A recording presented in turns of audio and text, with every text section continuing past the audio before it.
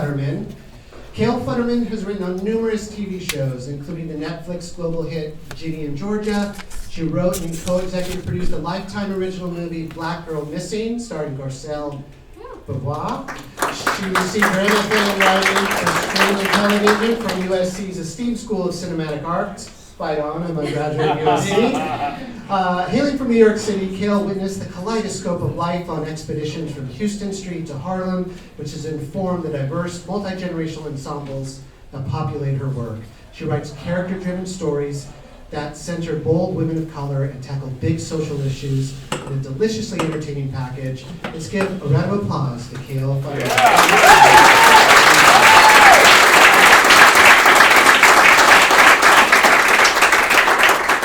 Other wonderful panelists, his name is Nick Waters.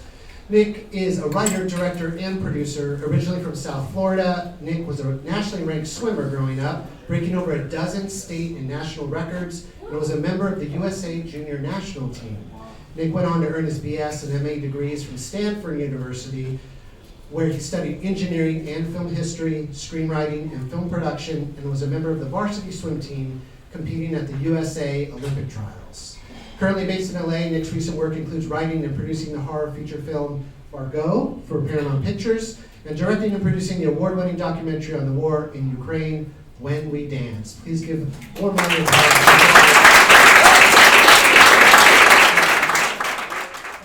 So, can you describe your creative process when developing a screenplay from concept to completion? What's your creative process? Kale, you want to go first? Sure.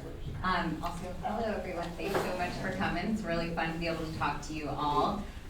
In terms of creative process, I think it really depends on kind of what the end goal for the project is. So I primarily identify as a TV writer, so any questions you have, especially in the TV world, I'm happy to answer. But there are kind of different things that you might have for your end goal. So you might be trying to get staffed on a TV show, or you might be trying to write something to get representation, or writing something that you're trying to sell. So I think it really, really depends on which one of those things I'm doing.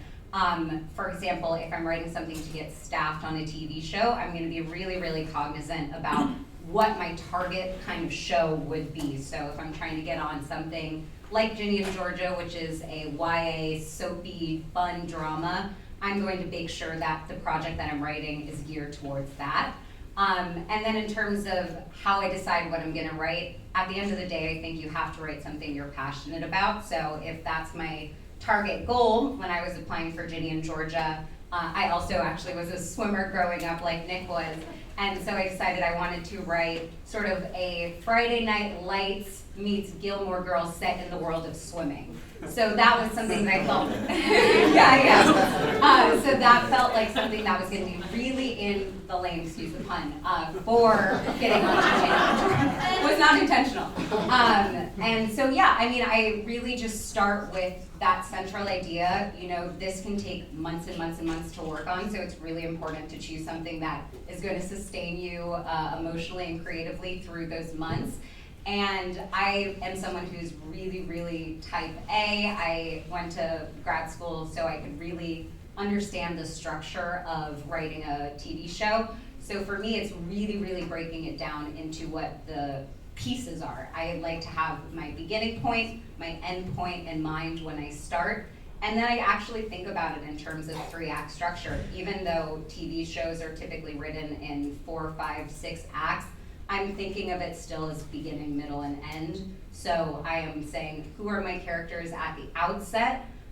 What is the main journey that they're going to be going on? And I'm literally breaking these down into just little sentences for each one of those characters that you're doing.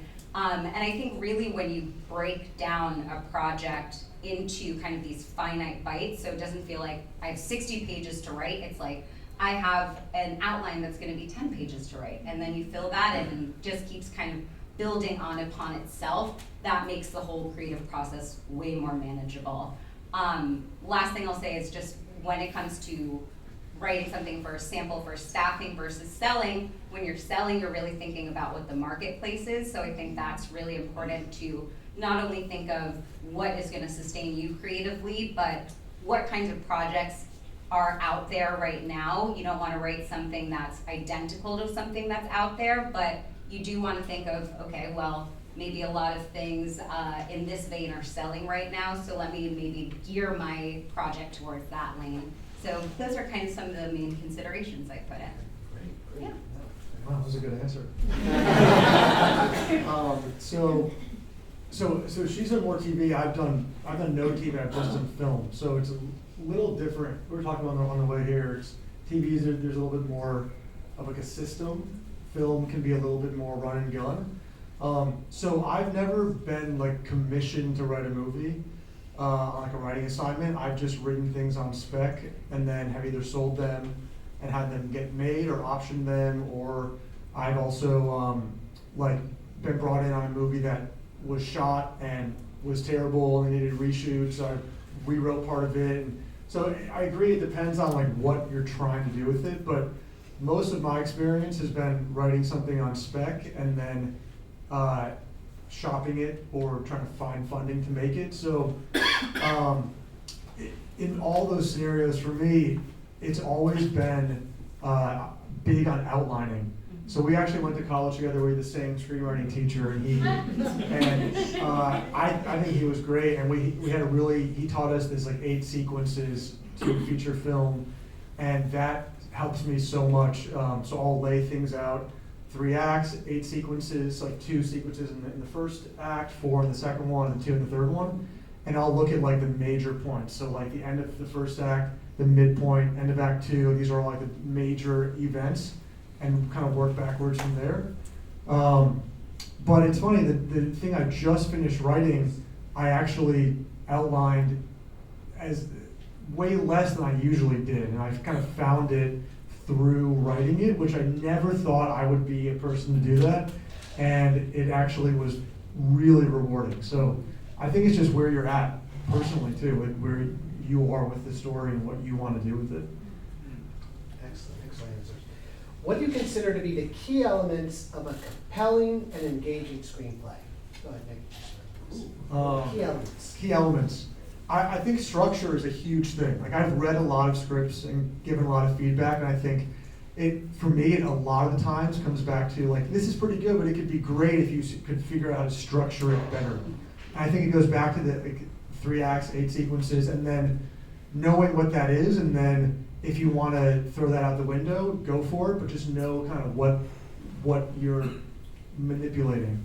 So structure is a huge thing for me, and also just dialogue. I think that a lot of the things that I really resonate with, like I love Tarantino's writing. It's a lot of like indirect dialogue. I think a lot of movies that are made really quickly, and some of the dialogue's really on the nose, but some of the best stuff, the point comes across without explicitly like saying it in dialogue, you know what I mean? Absolutely, yeah. No, I definitely agree with that. Definitely seconding structure as well. I think one of the biggest things that separates an amateur versus a professional writer is about structure, and you can have an amazing beginning to your story, but if you don't stick that landing, that unfortunately is going to be what your reader is really going to walk away with.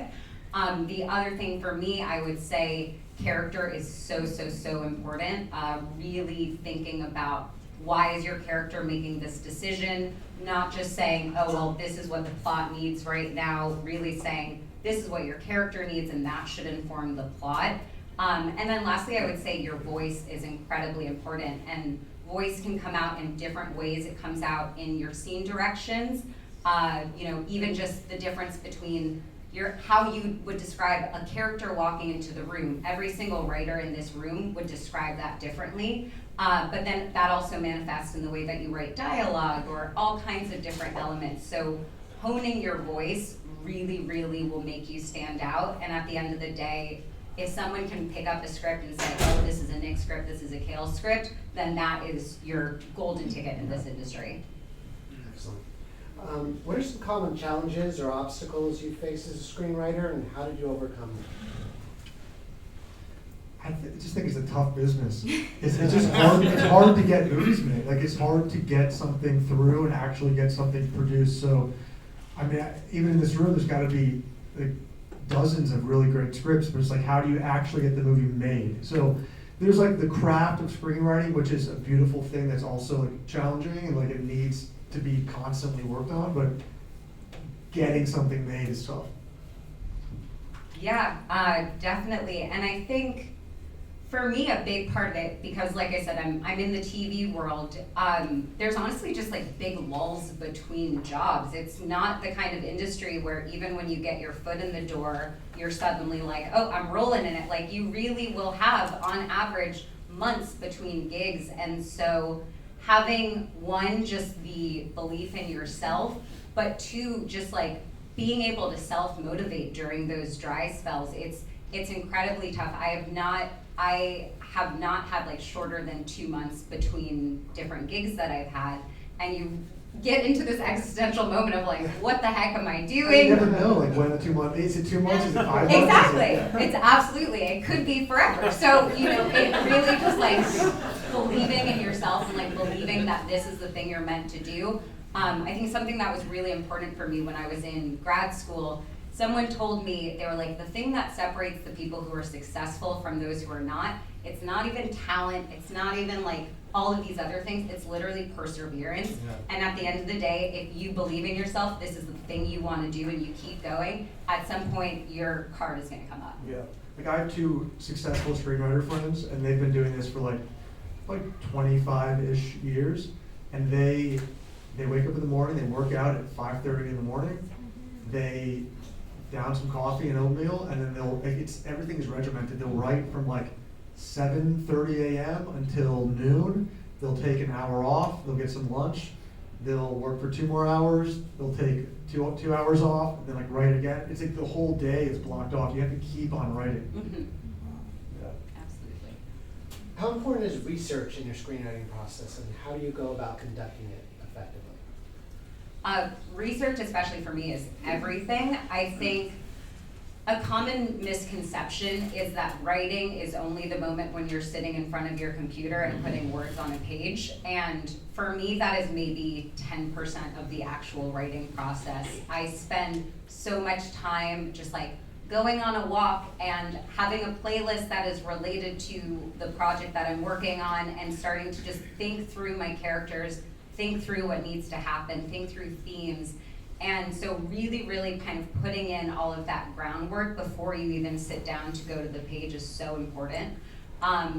Obviously, there are different genres that necessitate even more research. If you're doing something that's historical, I think having all of that legwork done before you go sit down is so important. And that's not to say you can't kind of continue to do that process throughout, but I genuinely believe that the more you come into the sit down, let me write, the more research you've done previous to that, the easier the actual putting the words on the page becomes.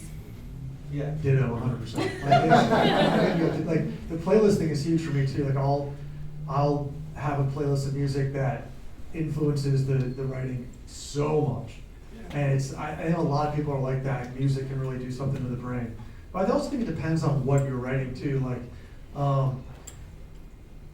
Like I wrote this thing that I'll spare you the details, but it was like a psychology, a movie about a lot of psychology. And I read like a handful of books from different psychiatrists months before I even opened final draft. So, but something like that, I needed to learn that for myself.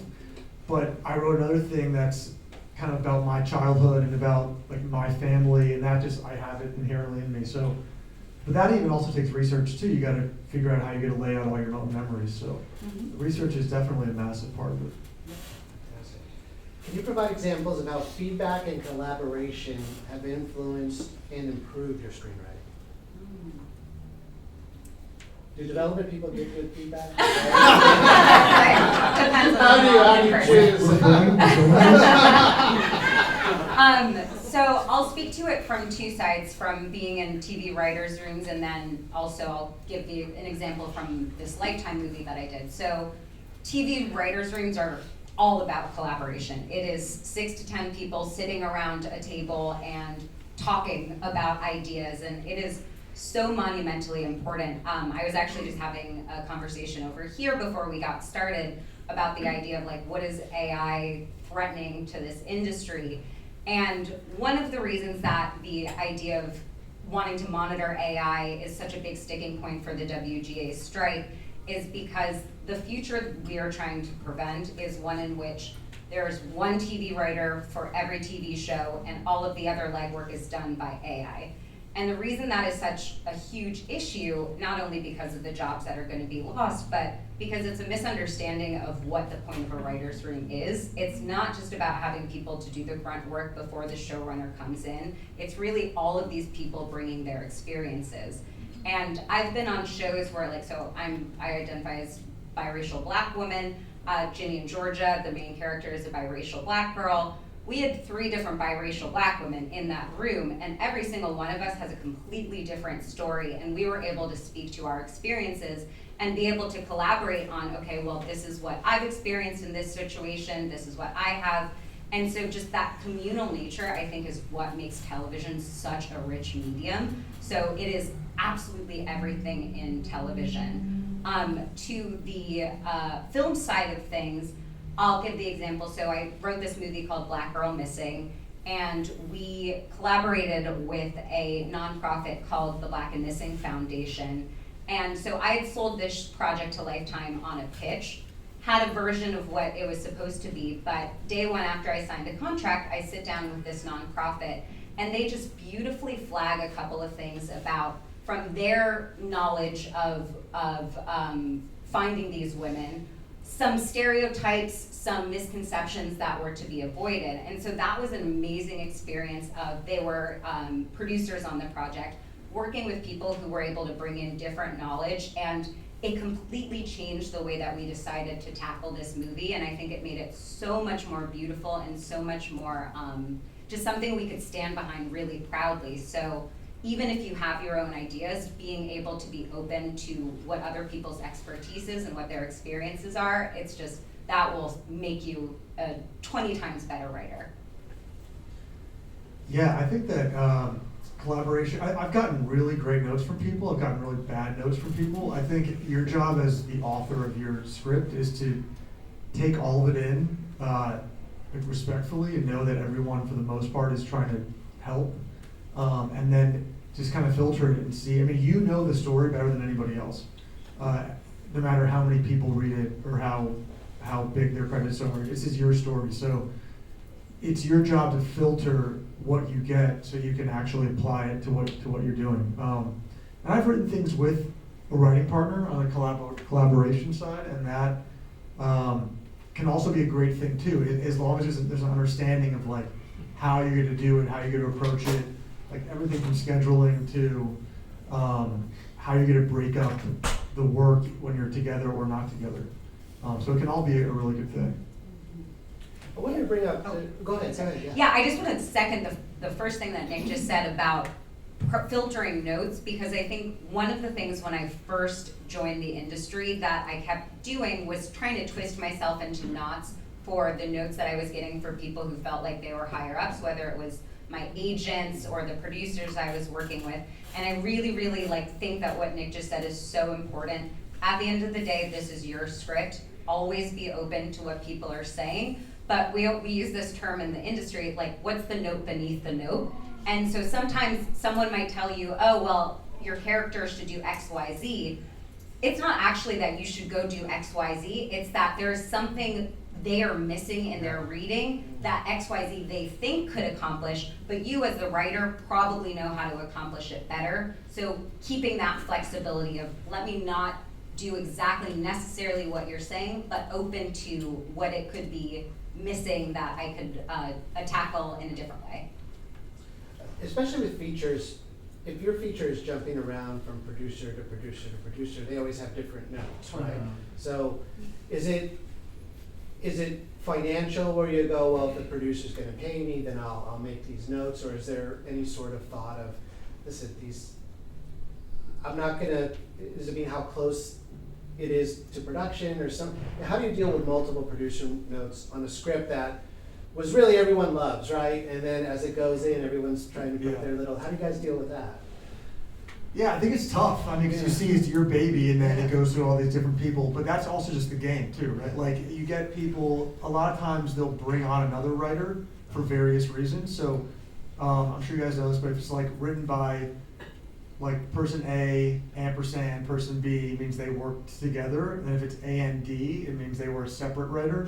So you go watch a lot of movies, you'll see a lot of A and D, and it's like the studio or the company or whoever, like the director sometimes will bring another writer in, and sometimes there's not even the collaboration with that A and D person and the original writer. So it's just something you have to just balance and know that that's out there, and that's just like how movies get made a lot of times. Yeah, in the TV world, you get a lot of notes. You get notes from the production company, and then the studio, and then the network. It is, again, I think, as Nick so well phrased, it's about learning to filter. It's tricky on a TV show because at the end of the day, the network can literally say, we're not putting this on TV unless if you do this. So that can become a problem. In general, I would say they're mindful of not wanting to hem in creators too much. But I've seen, the good thing is that your showrunner is usually the one who's gonna go to the mat and fight that battle. But we have times that a production company will say, oh, we want you to do this, and the studio wants you to do this. So at the end of the day, it's like you kind of go with the person who's paying you because they're the ones who control the ropes, but you still need to be like, this is what feels true to the show we're trying to do, and you can't write a show that doesn't feel authentic to you at the end of the day. How do you handle writer's block or periods of creative stagnation? Are there any strategies or exercises you use to overcome those challenges? Yeah, I've kind of had this recently. Like, I think for me, it's just like getting away from it and like going to the beach or going for a run or doing something and just being like, you can't force it too much. I think you can work hard and you can like be regimented and stuff, but it's art. You can't like force it. You can't push it too hard. So I would just get away from it. That's helped me a lot too. Yeah, I'm kind of a compulsive writer, so I would say I've been fortunate that I haven't had a huge amounts of that so far. But I do think getting away from it is really useful. And also just like flexing creativity in other ways. Like right now during the writer's strike, so I finished a pilot right before the strike. We were about to go out, my team was about to start sending it out for shopping. So I don't feel like a need at this exact moment to be working on a new TV or feature sample. So what I'm doing instead is like working on this novel idea that I've been dying to write forever. So I think really just like flexing your creative muscles in other ways, and as storytellers, I think our way of processing the world is always like making stories. So the more you just keep those muscles agile, as Nick said, like you don't need to force necessarily the screenplay, just keep your mind ticking, keep yourself open to other stories. Read a book. Read a book. Yeah. So exciting. Hard to do these days. Yeah, Read a book. Absolutely. I think that's really, really useful. Can you discuss the role of visual storytelling and the use of cinematic language in your screenwriting? Mm-hmm. So is there, how detailed do you do with the character action description and all that kind of stuff? I think it also depends on like you're saying in the first question, like what you're trying to do with it. Yeah. Like I've gotten notes before where it's like, okay, this is written way too directorially. Like if you're trying to, this is like a spec script you're trying to sell. Like why do it's got to be a little. You got to know if you're trying to sell something, it's going to go to a different director. Right. So make it not cut and dry, but like you don't want to have such a directorial stamp on it. But if it's something that you want to direct also, then go to town and like it's your thing. So it's just a matter of knowing like what the goal is for it. But I love writing directorially. And like a lot of my favorite scripts are also written like very kind of novel-esque, and I just like that. That's just me personally. Yeah, I definitely agree with all that. I think also the type of project that you're working on really matters. If you're doing something that's more character-based, you really want to be like spending your page count on your characters. But if you're doing something sci-fi, fantasy, something maybe even just like a really lush vibey kind of indie movie, then you want to spend that page count there. So it really just matters what kind of project you're working on and what that specific story needs. Yeah. Can you share any insight into the process of pitching and selling a screenplay in the industry? What are some important factors to consider when presenting your work to production executives? You more Oh my God, too much pitching. Yeah, so this is, pitching is a funny beast because first off, I'll say, when you're an up and coming writer, it is very, very, very hard to sell something off of a pitch. Studios will very seldom buy just to clarify in case if anyone doesn't know, like a pitch is when you come in with like a 15 to 20 minute overview essentially of what your story is going to be. So the characters, the world, what the general plot points are. And so when you are like an unknown writer, if you don't have credits, it's almost unheard of that you're going to sell off of a pitch because they need to be able to see, can you back up what this is going to be? And you might be able to say, hey, look at this great screenplay that's similar, but just to be honest, it's really, really hard. Beyond that, though, I think some things to consider when saying, should I write this as a spec script or should I just go straight to pitching? It really matters what kind of story you're telling and if you have other samples that are similar to it. So if you've already written a sci-fi script that you think is awesome and you have some new sci-fi project that you just want to write on a pitch, then I think that's a really great opportunity to go for it because if they say, hey, I need to see your writing, you've got this other one that you can go show them. Genre also is really useful because high genre things like sci-fi, like fantasy, translate really well into a pitch because they have these big concepts. Like think about something like Lost, for example. That is kind of a textbook example of a great show to go pitch because it has all of this mystery and intrigue and all of these genre elements that you can convey verbally to executives. Whereas if you're doing something that's like a more small, intimate, character-driven project, that can be a lot harder to just sell on a pitch. And those are the kinds of things that oftentimes the executives are gonna wanna actually just read the script itself. So considering what your project is and whether that is pitching would be the most effective medium to convey it is really good consideration to have. Yeah, my experience pitching is at this point only been, like I've had a feature spec written that the company wants to have like a pitch deck to bring to directors or to talent just to get like a visual aid for it. So but the script is already there, so there's no question of like what it is. But I think what you said makes a lot of sense.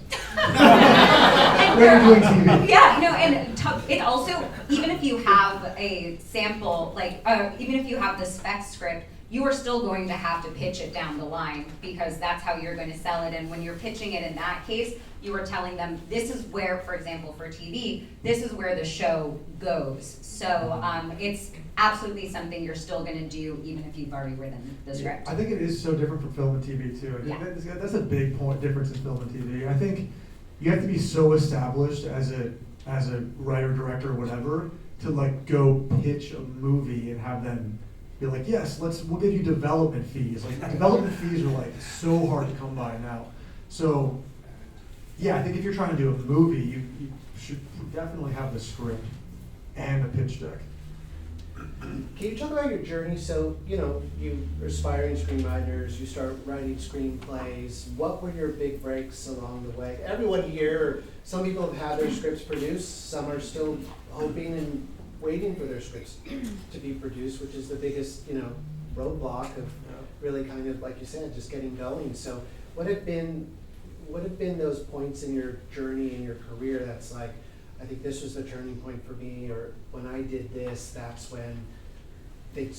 how this script got produced, or that's how I got an agent or a manager, or what are those key points in your career? Yeah, so I always wanted to do all of it. I wanted to write, act, direct, produce. And when I started doing all of this, the first jobs that I was getting was actually acting. So I was on, I had small roles in some movies. I had like legitimate budgets, so I was like seeing how sets were run. it was like a small arc on a soap opera. I saw how like a TV show was run.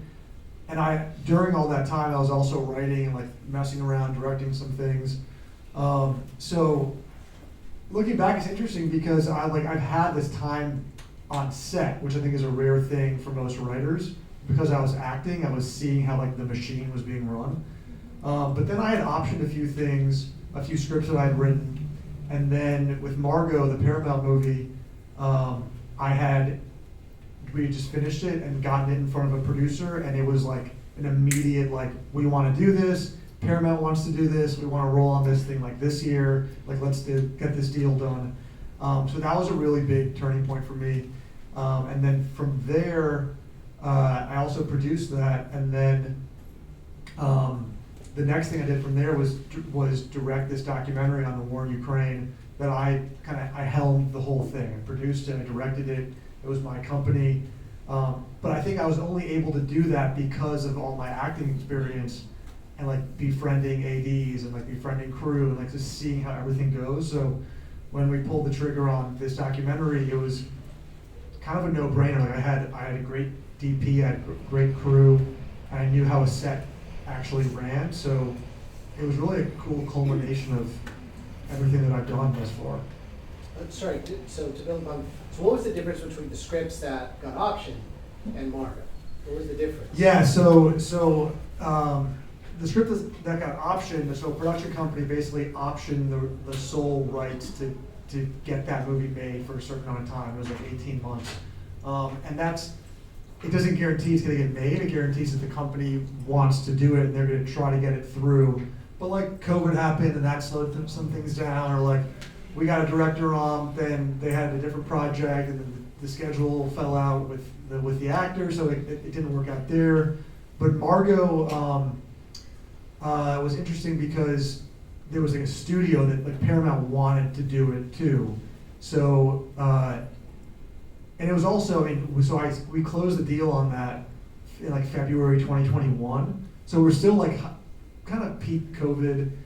It was still sort of slow, so people really wanted to work. So it was kind of perfect storm of like, I had what they wanted to do it, people wanted to work, schedules worked out, and it was like off to the races. And you said something earlier about like horror being a really great way to get that off. Yeah. Horror is, look at the box office numbers. Like horror, usually made for cheap, usually does really well. Even if it's not great, like the audience still shows up. So if you're like trying to break in, like what's the truth? People love horror movies, right? So I love horror movies, right? So it's like you can, if you're trying to break in, horror is a good way to do it because there's always a demand from producers to get it done because it's relatively lower risk, and it can be made for cheap pretty quickly. And TV's a whole other animal. Right? TV is, so, yeah. Please, Nick fill earlier us in. said a funny word to describe it, which is bureaucratic. TV is way more bureaucratic than film, which is like the Wild West in comparison. So my journey was like less sexy, more just like slow working your way up the ladder. So I was an assistant for 4 years. I got repped actually right out of grad school, but I think something really important to know is just like getting repped is not like Heaven's Gates opening. It does not mean everything is about to happen for you. And I very like hubristically thought I was like, here I am guys, I've got this great rep. So it wasn't that. And I had amazing reps. I'm repped at Gersh, they were my agency right out of grad school. But the truth of the matter is that like there's so many things about the business of being a writer that even coming out of the 2-year master's program, I just did not actually know. I knew how to write well, but thinking about how to just kind of manage your career is so important. And so over those 4 years of being an assistant, it was a lot of meeting people and then really figuring out how I wanted to, for lack of a better word, like brand myself as a writer.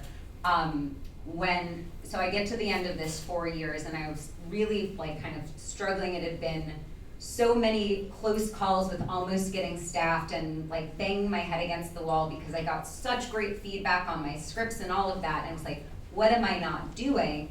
And so I just sort of had this like come to Jesus moment where I was like, I need to give myself one more year to just figure this out. I'm gonna throw it all at the wall. And for me, that meant harassing my recs nonstop. I was like, I am gonna be in your inbox all of the time. You are not gonna forget me in your roster of 80 clients.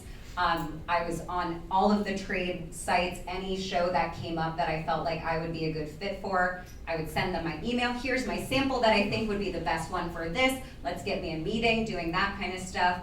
Lots of networking. And one thing I always like to say is don't just network up, network horizontally as well. Your peers will also be people who get you jobs. My friends have literally put me up for staffing gigs before. And then the third piece that I think is so important, I had been so afraid of getting pigeonholed into one type of genre or being one kind of writer. And that's because I love all kinds of things. But I think one of the most important things as an emerging writer is to actually allow that to happen at the start of your career. This does not mean that's what you're always going to write, but when you don't have a bunch of credits behind you, the thing that will be your golden ticket is them being able to say, oh, I need like a horror movie that has this kind of element in it, let me go to Nick. Or I need like soapy, sexy, scandally, female-led drama, Kale's the girl to go to. And having that lane for yourself, and that means having multiple samples that are in that lane. Also thinking about things like your writer's bio. How do you tailor your writer's bio to that lane? So if you're writing sci-fi, talk about how you watched every Star Wars movie and how you can quote everything from Star Trek. Like, think about yourself as a brand, because the more that you can really have that identity in the industry, the easier it will be for someone who needs that kind of writer to come and call on you. You mentioned you were an assistant. Where were you an assistant, and what did you learn specifically about the industry that helped your career as a writer? Yeah, so I was the showrunner's assistant, so that meant I was like personally assisting a writer-producer. I worked for 2 different people, but one for 3 of those 4 years. So for me, that was a really interesting insight because I was getting to see top to bottom what it means to be in the industry. So from the initiation of her ideas to getting it through development, being on notes calls with studio executives. And just one of the things that I loved about that was really kind of in a safe environment, getting to see what it means to be a professional writer. And I think my ability to take notes now has a lot to do with having just been on the calls with her while she was getting those notes. And as Nick said, like earlier on, understanding the difference between like being collaborative and then also having your own filter of which notes do I take, which notes don't I take. But then I also got to be in the writer's room when she was in the writer's room. I was doing a lot of the like legwork for her research for the project she had in development while she was in the writer's room. So it was just kind of a really cool top to bottom look at what it means to be working in the industry. And when you were starting, did you intentionally want to get a job in the industry, or is it you think that's important to either intern or be in the industry as you're pursuing a creative career? I think for me, absolutely it is. People come to this career from all different walks of life. There are so many entrance points into it, and you know, you certainly can be that person who was a doctor previously, and then you wrote a bomb spec that has medicine in it, and then Grey's Anatomy happens to be looking, and you know someone who knows someone, and you get that spec in front of the hiring people for Grey's Anatomy, and they're like, amazing, you know doctor stuff. So, can you tell I did not go to med school? So that absolutely can happen, but like I said, TV is more bureaucratic, and the most consistent path is working your way up through the assistant ranks, whether that's starting as like a PA, so production assistant on a set, or writer's PA, you're the person who goes to get lunch. You work your way up to being a writer's room assistant, so you're the person who's taking the notes in the room while the writers are talking all day at each other for 8 hours. And I think those jobs are just so important because 1, you're making all of these networking connections, but then 2, you are just getting a sense of what it means to be doing that job. You will get better at writing through watching people who are really great writers, and it's just the most natural path into becoming a TV writer.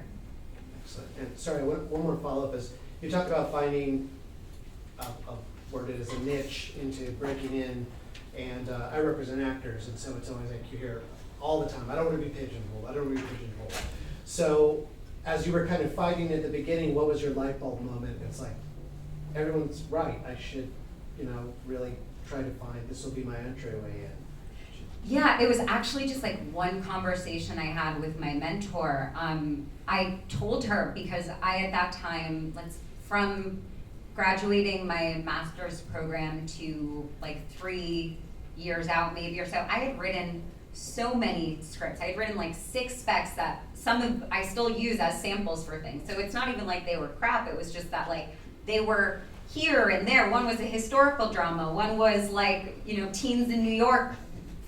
I'm trying not to curse, sorry. Doing things in the subway. Like, I don't know. But they were just like, yeah, for sure. But they were just all kind of like, there was no clear sense of who is Kale as a writer other than like, I think my voice came through, but they were all over the place, and it made it really hard for my reps to be able to kind of put me up for certain shows because they didn't even really know what kind of writer I was going to be. So I just talked to my mentor about my fears of being pigeonholed.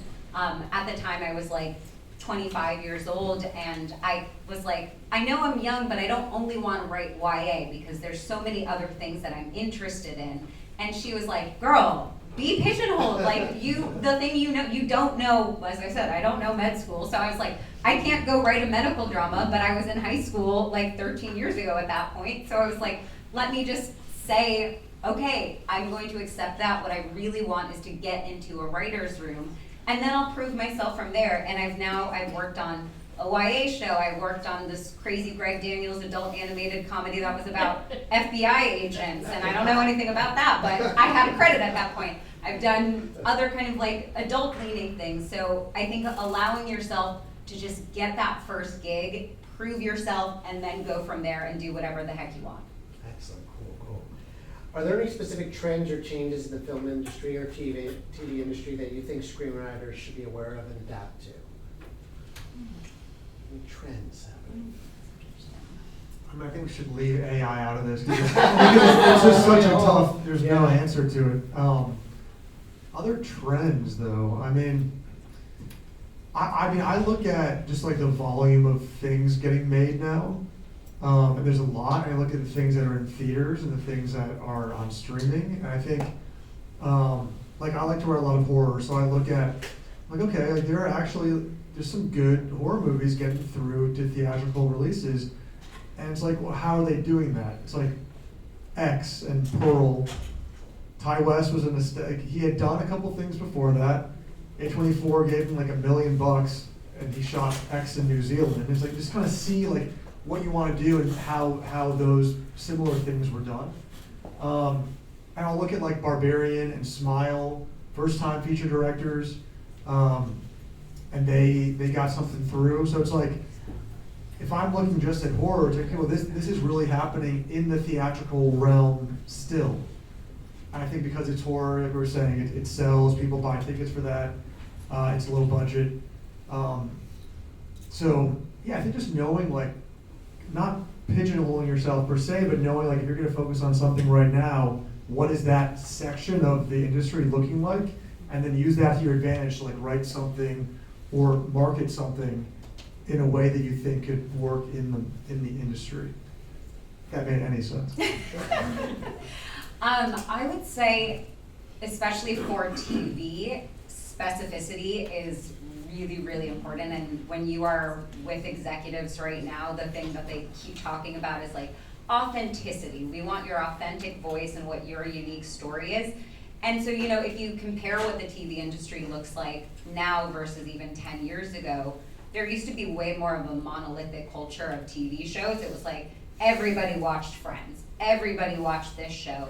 And now, a popular show can be watched by like 750,000 people, whereas that literally would have been like that showrunner jumping off a bridge the next day if that had happened to them. So I think it's really, really important to dig into like who you are specifically as a writer, what is the unique story you can bring, and know that there is a market out there for you, and that's really going to be something that sets your script apart from all of the other shows that these executives are reading. So I've noticed, everything's anti-hero or, characters like Dexter where they're doing bad things, but we're rooting for them anyway. And then something like Ted Lasso comes out, and he's just a good guy, right? He's a good guy, he stays a good guy. And do you think there will be more shows like a Ted Lasso where it's not anti-hero, where it's going back to the traditional hero archetype at all, or? That's a good question. That's a good question, yeah. I mean, I don't know, I think that art is a reflection of the world. And I think the world's kind of crazy right now. So something like Ted Lasso is kind of like a positive. Yeah. That's just my own theory on it. I don't know though. I mean, what do you think? Yeah, it's such an interesting thing because obviously Ted Lasso was such a big show, but it was at the exact same time that Squid Game was. I watched Squid Game, I've never seen Ted Lasso. Yeah, right, exactly. And You so, should. I've heard it's great. So I will say what my agent recently told me was that she felt, and this was a direct quote, in her agenty bones that we are having a shift back towards like what would be called more traditional like broadcast fare. I do think that right now people are looking for a lot of feel-good things that are structured a little bit more traditionally. The kind of must-watch TV, end of episode ends with a cliffhanger, we gotta get back to it. So I do think that people, because of the crazy times that we are in, as Nick said, they are skewing a bit more towards that. Abbott Elementary is another really great, Elementary is a good one. totally great example, but at the same time, Squid Game. And there are lots of other shows similar, so I think, again, it's like, you're always balancing how do I write to the marketplace and how do I write what feels right to me. At the end of the day, I think that latter one is the most important because the marketplace is always changing, and by the time you write Ted Lasso, they're gonna be back to wanting Breaking Bad, so, yeah. But I also feel like, look at the continued success of the Hallmark Christmas movies. Like, well, I think it's for a good reason. Like, people like to feel good, and like those, what you're getting. It's like you're like watching the movie equivalent of like a cookie. And it's just great. It's like I think we need that. Like I love horror movies, but I'm also like, what? I'm glad that these Hallmark movies are going strong. I think that people need it. I think I need it. I have a question. Why is NCIS so popular? Why do you think NCIS is so popular? Can I tell you my theory on that? Sure. I think that is young females. Have you heard this before? No. I listened to the Eli Roth horror podcast, and I might be completely wrong, but he was saying something that like there's something like why males versus why females watch like horror or like NCIS, and like isn't the audience for these true crime podcasts? It's like people like to watch these things to see what they would do in that situation. Yeah, women always have to be prepared. They're like, Unfortunately. Okay, before we go to Q&A, what advice would you give to aspiring screenwriters who are just starting out in their career? Or I'd like to expand this to our kind of been writing for a while but keep hitting roadblocks, and people who are kind of later in their life too, starting to pursue something new. So not just younger people, but older people as well. What advice would you give them? I would say write a lot, read a lot of not screenplays, but like I like to read a lot of nonfiction, and then also go watch good movies. So I like to rewatch. It's mostly older stuff, but like rewatching the really good classics and looking at it from like a production standpoint, from an acting standpoint, from a writing standpoint, like seeing how it all came together for that one, and say, cool, like how can I replicate that on something new? Oh, that's good. I would say really take time to develop your community. As I mentioned earlier, I do think that lateral networking is so important in this industry, and there are so, as we said, it is a slog even when you're in the industry, and the thing that really, really helps me keep going is having my group of peers and my friends in the industry who I can kvetch with, and we can be like, oh my God, can you believe this? No, they got it so So like, just having that like support system around you is so important. But also, I mean, like a writing group is amazing. It can keep you going when you're in those times of drought and you don't feel like writing. And even if you guys just say, hey, come with 5 pages today. You don't even have to write a full script. So having a group to keep you going. And then also just on a practical level, those people, your one friend is gonna at some point hit it, or you are that friend who some point hits it. And then they're gonna be busy sometime, and a producer came to them and said, hey, can you write this? And they couldn't write it because they're off doing something else, and they say, but this guy, he can do it for you. So really, really developing those connections laterally, because those are the people who are going to be rising together, and as they say, you know, rising tide will lift all ships, so definitely try to find that community. There you go, start some writing groups right here before you leave. You know. 93-person writing group. Yeah, exactly. So let's open it up to Q&A. Does anyone have questions? Michelle, go ahead. 2 things. One question for both of you. What are your thoughts and experiences on, as a screenwriter, submitting your scripts to festivals in hopes to get those wins, those acknowledgments? How does that help you? And you know, how do you just decide which film festivals you're submitting to? And then a second thing, Nick, I don't know if you broke it up already, but can you please tell us your 0 to 60 story on that one particular script you wrote? And Yeah. So this is Margot. You're talking, yeah. Yes. So the story basically wrote it during COVID, wrote it before COVID, then quarantine started, like everyone freaked out. I put it down because the world was imploding, and then revisited it in the summer 2020. Finished it like early fall 2020, and then just through like community, you know, like you're saying, got it to this producer, and he was like, yeah, I'll have our people read it, see what we think. Which you never know that. I can be like, okay, cool, I'll hear back from you. I'll bug you in 6 weeks and you'll say we hated it. But the next day, their development creative exec called and was like, we love this, let's get on a Zoom, like, you got time now? And That's when you know they're interested. They're like, well, I'm gonna talk to you. yeah, and then that's when the whole thing was like, okay, well, we have this thing with Paramount, it was an R-rated horror comedy, like, they want that, you have that, we want that, like, let's do this, what do you think? And then they had a few notes that were really good notes, actually, like, that's a good point, and not all notes are bad, like, a lot of those notes elevated the script a lot, and then, so that was like November 2020, the deal was signed February 2021, and the movie was done, like, wrapped by like August 10th, 2021. So it was incredibly fast. Yeah. Perfect storm. Film festivals, because you do this Film, more than me. film festivals, yeah. So from the screenplay side of things, I think film festivals can be a huge help. I think it's for multiple reasons. It's a stamp of approval that your thing is good. You also meet other great people, which, like you're saying, is a huge part of it. Not just for like connections, but also just, it's a grind. And if you have people who are also grinding it out, it's like a nice thing to know that you, like, people that are also doing it with you. In terms of picking film festivals, I ask around some friends who've done this to see what they think. I also look at like genre festivals, or if there's certain niches that I think could fit what I've written, I'll look at that.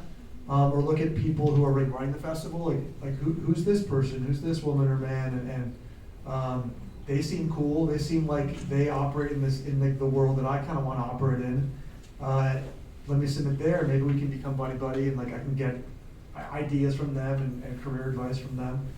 And then from the film, if you look at finished film for festivals, it's kind of a similar thing. Like for my documentary, we looked at a lot of festivals that were just documentary festivals, and some that were included like scripted narrative stuff. Some, it's a 30-minute documentary. Some were short. Some were festivals with features and shorts. But it's really just a mix of like where I thought the movie could get the best exposure. As the name connotes, film festivals tend to skew more film than TV. But what I will mention is a big thing in the TV world is the fellowships. I certainly will say that being judicious about which ones you apply to is really, really important. Unfortunately, there are a lot of the services that can be a little bit predatory, and those are mainly the ones that are not tied to like a big organization. They'll be, asking for your $65 and not giving you a lot in return. So being really thoughtful about which ones are worth your time, worth your money is important. And they can be absolutely great. I know so many people who have gotten their first staff writing job because they, for example, submitted to the ABC fellowship and then they got staffed on a Grey's Anatomy right after that, or they got their representation to it. So they can be wonderful. They can also be a huge, huge time drain if you're not thoughtful about which ones you're applying to. And also, I have never won one of those fellowships, and I am a full-time working writer, so you don't need them necessarily. So, yeah. Any other questions? Yes. Is there a certain level of intensity with your writing process that you have to focus on a certain demographic in your audience or whoever you're speaking to? That's a good question. I think it's more of like a genre thought. Obviously, for example, if I'm writing YA, then it's very, very demographic focused, and there are just certain things that you need to be mindful of. I cannot have this stripper scene or whatever, like it was something like that, so I think that's well, I guess Euphoria you could, but so there's considerations like that. I would say, frankly, what I would say is demographics are less your worry as the writer than it is the producer and the studio side. I think the best thing that you can do is focus on writing a story that feels really good to you and something you would want to watch, or say if it was something younger skew. Really, it's like younger versus older skewing is the thing to think about for yourself writing it. In terms of like trying to attract target demo, I really don't think that is, of the many, many concerns to have as a writer, that is like a foremost concern to go into it with. Yeah, I second that. I think for me, it's not so much like what the audience would be, but it's like, what are you trying to do? Yeah. Like stay in the lane. That, like, if you want to do like a horror comedy, I would go watch Cabin in the Woods. Like, just go watch the ones that did well and say, okay, how did they do it? And like, how can I operate in that world but make it my own thing too? Or if you want to do whatever, like a crime thriller, like go watch a bunch of successful crime thrillers and say, how can I do something that's similar but my version of it? Any other questions? Yes, go ahead, Steve. So I'm struggling right now. I'm doing a lot of research for a screenplay that I'm working on. And at what point do you know your characters well enough to say, okay, now I know what these guys are going to do in this situation? Like, you can really write something that's character driven. Is there a point where you feel like you've reached that point of knowing your characters? Yeah, I really, as mentioned before, I love to just like walk around with my characters, and by that I mean literally just walking around and like, if I'm at the grocery store and someone cuts in front of me in line, it's thinking, okay, well, Kale, am pissed off right now, but how would this character actually react to it? So I think it's something, so when I was in grad school, we had to take an acting class, and it really, really kind of changed the way that I approached character. And that mentality of like, if I was an actor, how would I approach this for the character was super, super useful.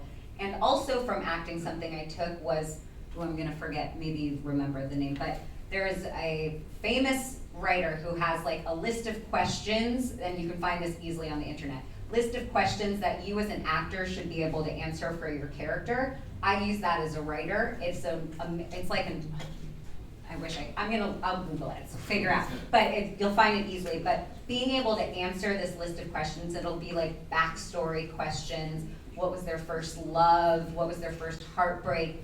Really just digging into it almost as if you were an actor is the way that I feel most comfortable. And when I can have a situation pop up and I'm like, that's how she would do it, that's when I'm ready to go write. Would a Hagen? Might do that, yeah. myself when I still get my funnel. Yeah. Yeah, it's interesting. So the thing that I just finished writing, I think I mentioned, was the one where I outlined, but not to the extent that I usually outline. And it was so character driven. It wasn't like so high concept. It was more like character kind of slice of life almost. And it was interesting because I've never done that before. And I thought that I knew, I wanted to go into it, like you're saying, I wanted to go into opening final draft and be like, I know these characters. I did a lot of prep work. But I found that as I just said to myself, just write it and see where it goes. There were certain scenes that I thought were going to go one way, and they actually went like the polar opposite, because as I was writing it, I was like, no, like, they would do this. And I was like, this is so cool and so much better to do it this way. So I guess the answer is like I kind of found it in the writing too. Like I wouldn't be afraid to just go, if you did a lot of the research and feel pretty good, just go for it. You can always do a first draft, and then if you feel like you need more, you just do another draft, keep doing drafts. You'll find stuff as you write it too. I absolutely agree with that, because I talk about this with literally last week with some of my friends. I think second draft is where character really, really comes in, because first draft, you're just trying to get all of your thoughts down on the page. But when you hit that end of episode, end of script, then you already have this sense of, oh, well, this is what I'm trying to get it to be. And so I really do think like that second draft, after you've done whatever prep work you need, but that second draft is where you can say, oh, here's this little thread, let me pick this up here, because if I tweak this decision they make in the scene in this act, then it's actually going to really inform the audience this about act one. So absolutely being open to your character evolving as you write the script is golden, for sure. Yeah, go ahead. If you had just moved to Los Angeles, say last week, with your portfolio, how would you go about finding representation? Do you have like scripts you've written? Yes, I've been here for a while, but I'm just saying. Oh, okay. You know. Yeah. I think there's a lot of literary managers that have their emails listed on IMDb Pro. I would do that and give you a sample. I mean, that's like, I think that people aren't like, I think managers a lot of the time aren't going to turn down a read, from what I've found. Maybe I'm wrong, but I think also festivals, contests are all a big part of it too. Like I've met a lot of reps at stuff like this. Oh yeah, okay, yeah. Agreed with that. I think management is probably the smartest way to get started.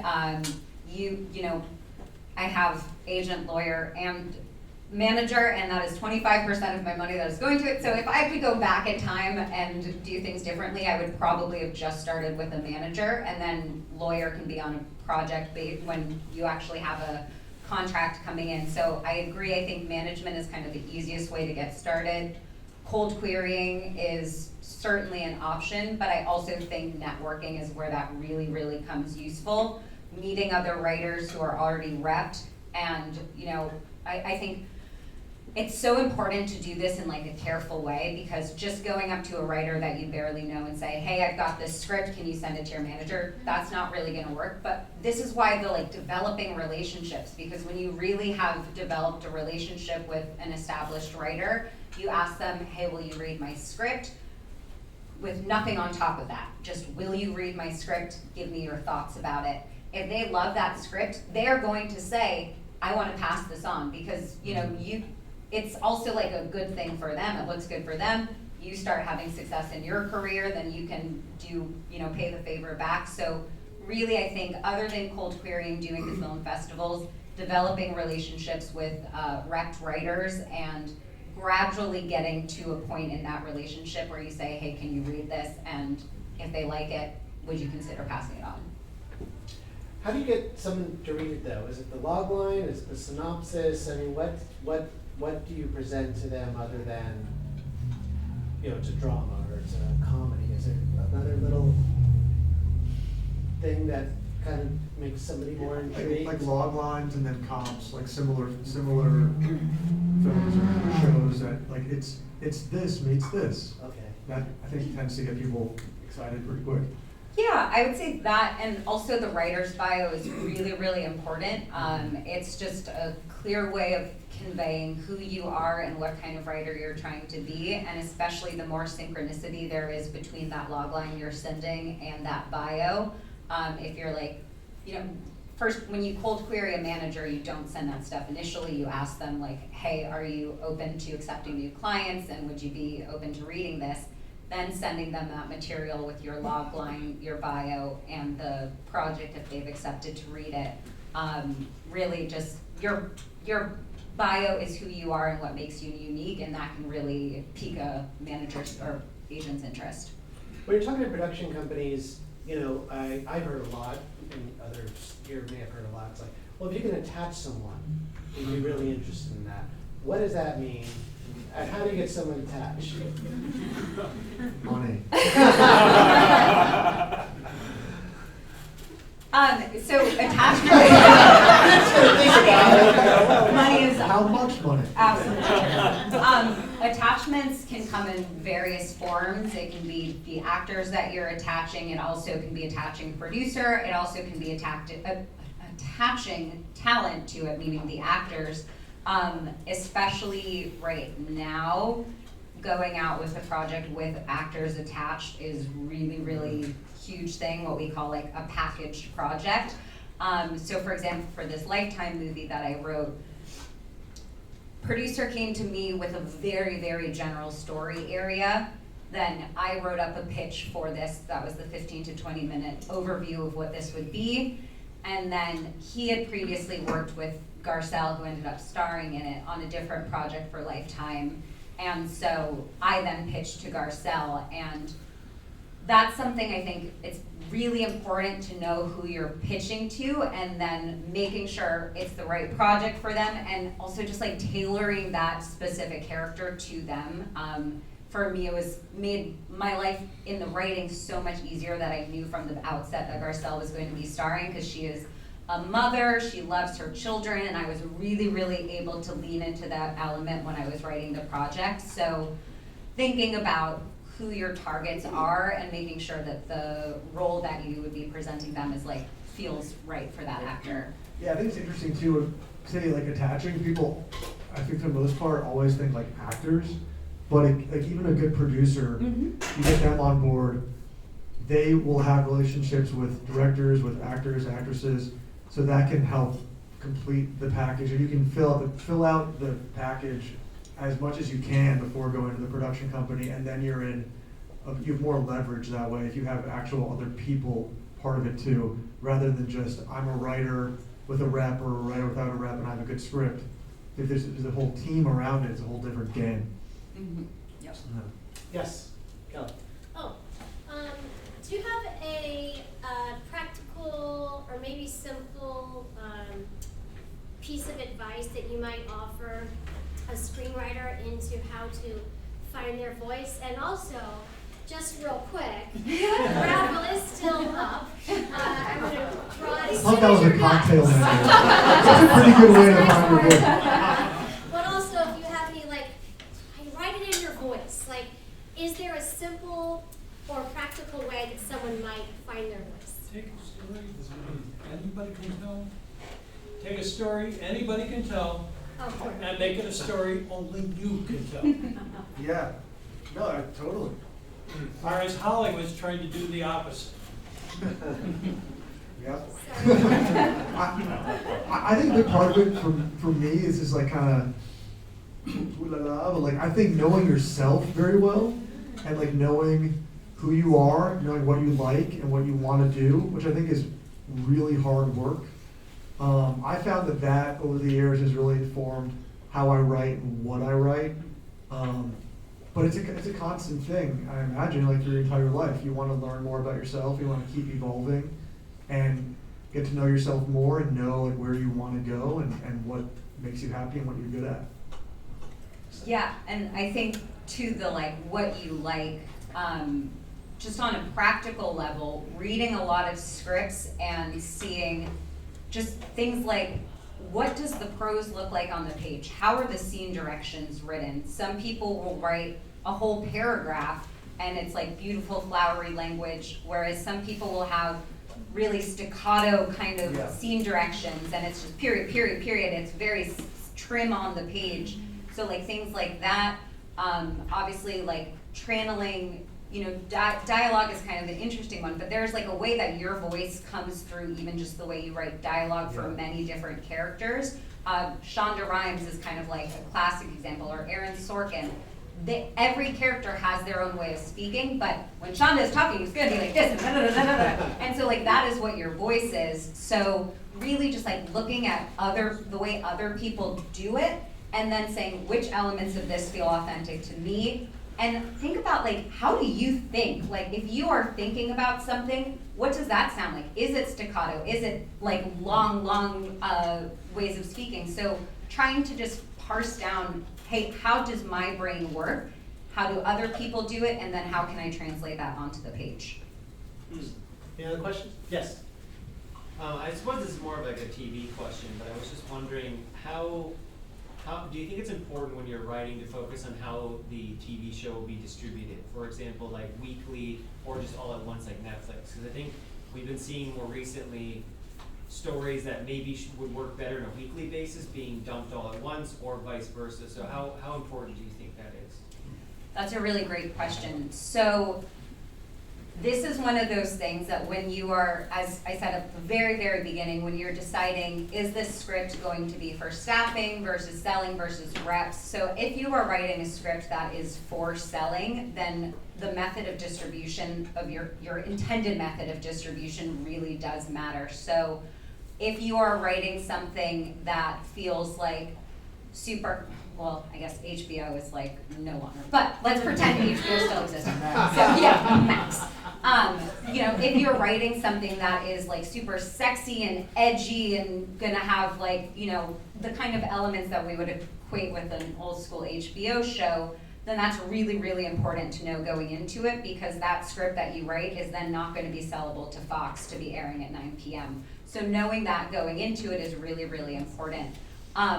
There are, in terms of thinking of like, is this what we would call like a very like soapy and serial show as opposed to something more procedural, so like, you know, an NCIS versus a Shonda show example.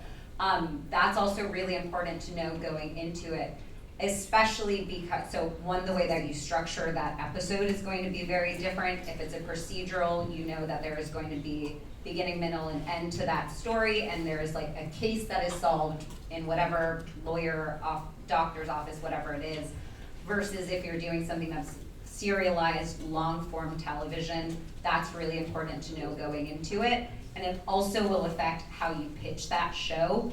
If you are pitching a procedural, you are telling your executives, okay, so every episode we are going to follow this formula. There might be these ongoing serialized elements like our two main detectives falling in love with each other, but every episode they are going to solve a case and we are going to finish that by the end of it. Versus when you're pitching a long form show, you really need to be able to tell them not only what happens in your pilot, but where your season is going to go and where the series goes, what we call the series engine. So you want to be able to say, okay, well, the backbone of this show is, for example, like this family's struggle to overcome XYZ odds. Like you need to be able to explain how that happens in the pilot, how that happens in season 1, and where it would go from season 1 and beyond. Okay. Yes, go ahead. Hi, I'm Yao Sancho. Thank you guys so much for being here. I kind of have like a two-tiered question. So first and foremost, I would love to hear maybe your process about kind of extracting pathos for your characters. How are you pairing archetypes together to really support your theme? And then more practically, how are you supporting yourself financially during those lull periods? The $1 million question. Yeah, it's tough. So it's I mean, it's like Kale was saying, it's all, for the second question, it's all like project by project based. So you never know when you get a chunk of change for a project. You never know how long you have to live on that. So I think it's really important to know like how much money you're spending each month. How are you going to ensure that you're going to get that, at least that much each month? So like for me, so I was like an Olympic level swimmer, so I coach swimming on the side, and I love it. It's something I've been like in the sport since I was 6 years old. It doesn't feel like work at all, and that is just a consistent moneymaker for me that I also love doing. But I think it's hard to be creative when you're so strapped for cash and worried about where the next check's gonna come from.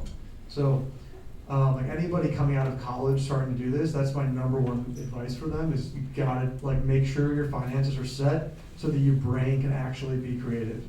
And then the other question was about your care. What was it again? Yeah, just like how are you, if you could expand upon your process of really developing character from like the human case study that it is, like how are you extracting those core runes and how are you kind of pairing your archetypes together, what that process looks like? It's a really good question. I mean, I think it's like hard to, for me at least, it's hard to define, but it's changed for me like over the years of doing this as more life that I've seen and more different types of people I've seen. It's so influenced the characters that I write and the characters that I want to write. So I think that for me, it's like I look at the plot I want to have, and I also look at the characters I want to have, and like how can those fully realized characters like live in this plot without being like too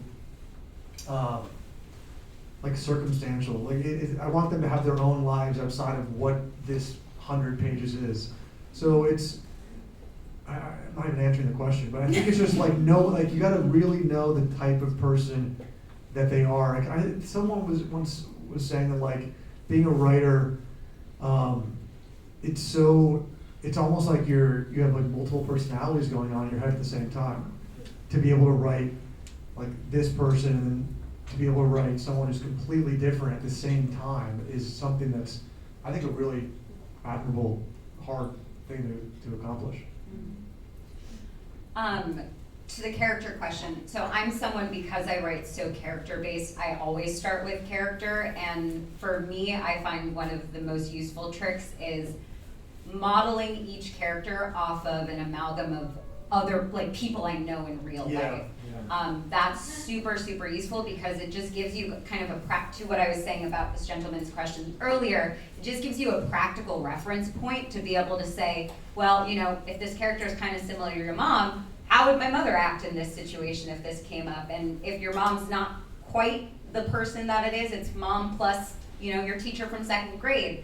So I think having reference points is a really, really useful thing. And then in terms of the part about kind of pairing characters off of each other, I love that question because especially when you're writing something character-based, those interpersonal dramas are everything.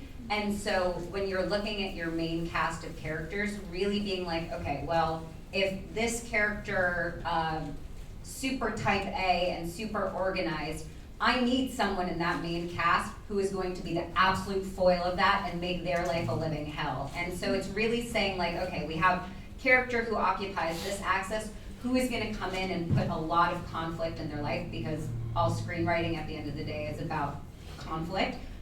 So really trying to think of like, okay, we've got this, I need a little bit of this season over here to add some dynamism into this relationship.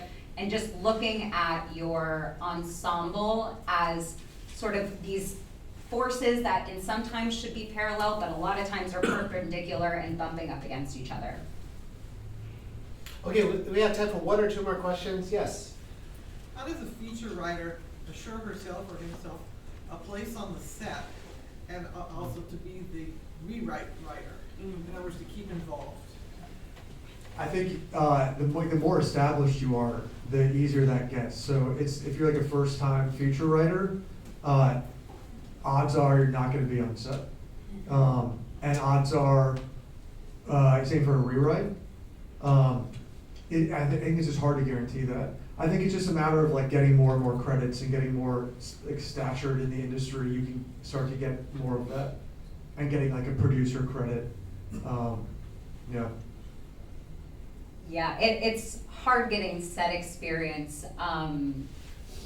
In the old days of TV, it actually used to be kind of TV is the domain of writers. So features are truly the domain of directors. Obviously, the script is so important, but at the end of the day, the director of a film set is the number one. Whereas in television, the writers are the number one. The showrunner is the lead creative force. They are the one who hires the director, and the showrunner can tell the director, point your camera that way, we don't want this. So it is less common now because of the streamers, because typically the way a writer's room will work is that the writers go through the room, and then when they finish, production begins. So writers, unfortunately, on the streamer situation are not getting as much set experience as they used to, which one of the sticking points in the current strike that we have.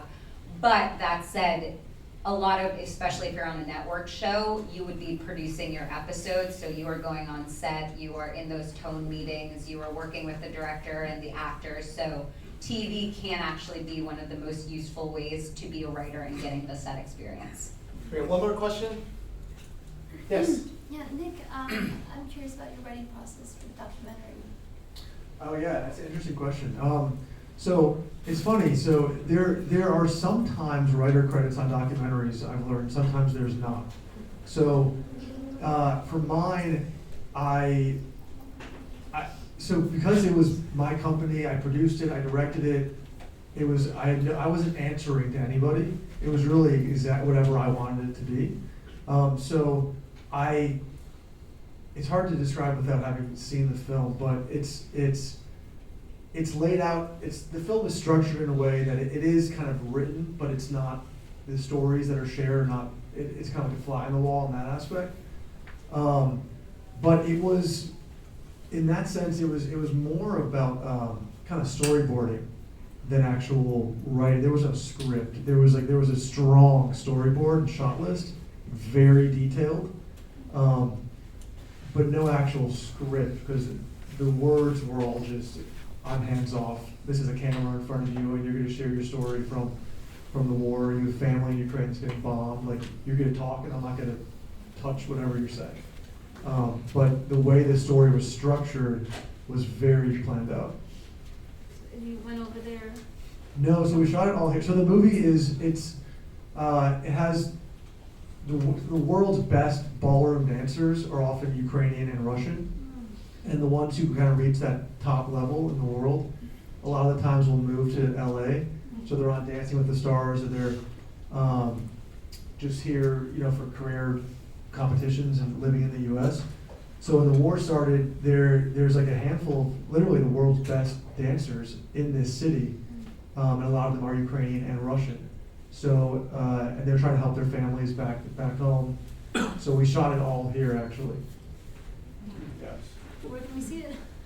That's the question. I mean, I did a bunch of festivals within the last year, and it did great in the festival circuit. So I'm trying to figure out where it can go right now still. Yeah. It's in English or? It's in English, yeah. It's really good. All right, guys, we can give Kale and Nick a round of applause.